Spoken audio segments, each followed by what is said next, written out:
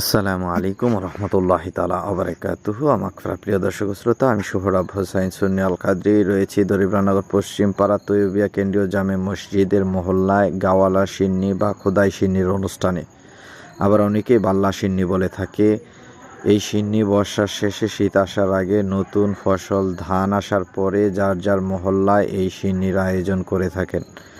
কারণ এই সময়ে ডায়রিয়া, কলেরা সহ অনেক রোগ বেশি দেখা যায়, যার জন্য বালা মুসিবত থেকে বেঁচে থাকার জন্য আল্লাহ রাব্বুল আলামিনের কাছে মিলাদ পড়ে দোয়া করে থাকেন।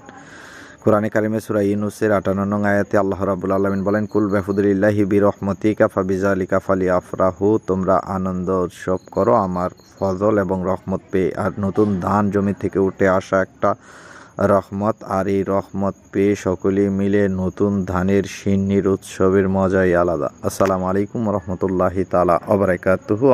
করে পাখি কলরব সবখানে কেন এত আয়োজন উৎসব, আয়োজন উৎসব, আয়োজন উৎসব, গুঞ্জনে মুখরিত গোটা মরু প্রান্তর, গুঞ্জনে মুখরিত গোটা মরু প্রান্তর, এসে কোন রূপকার সাজালো এ চরাচর, এসে কোন রূপকার সাজালো এ চরাচর।